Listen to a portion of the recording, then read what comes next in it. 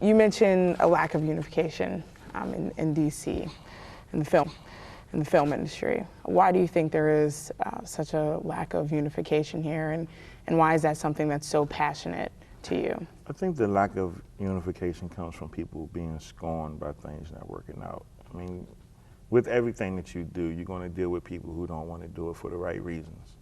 And when there's not really a heartfelt sentiment involved in the work and what you're trying to bring, you hurt people's feelings behind that. You start a movie, and then the movie never gets done, and they never see it on screen, and then it's like, okay, there's no reason for me to be a part of this here. It's not happening here.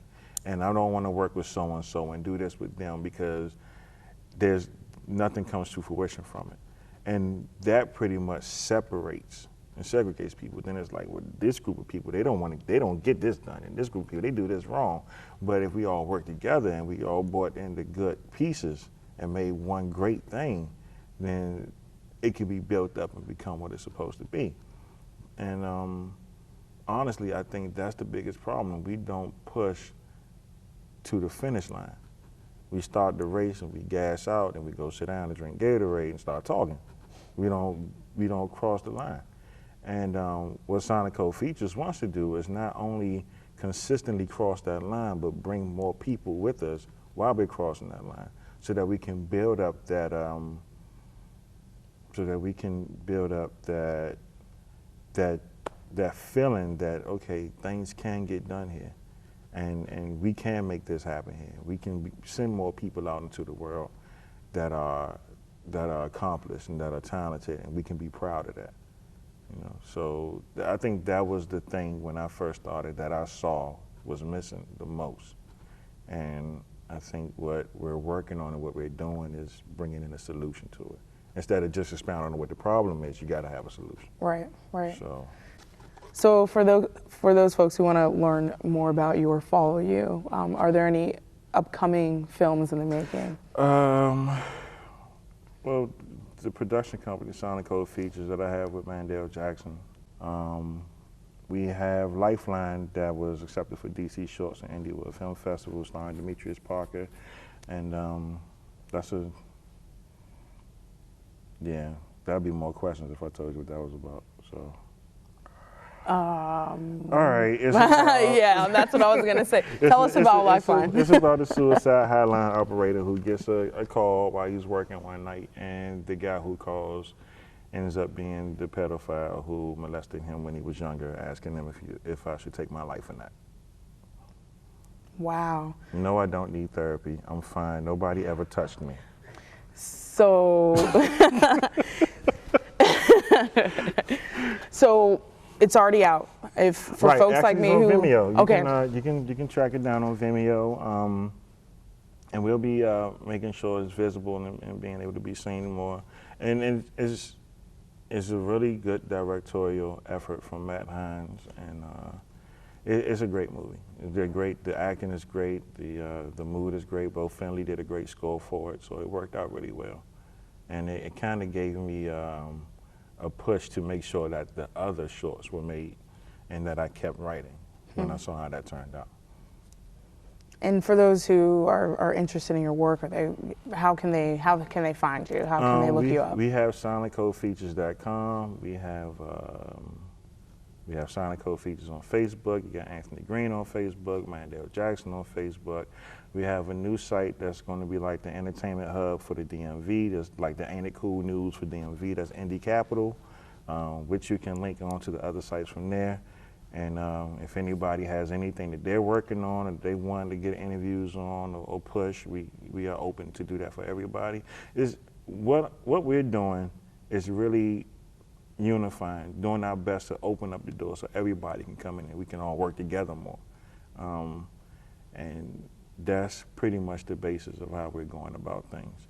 We're also working on a full-length feature entitled Thick about a mid-level crime boss dealing with the recession.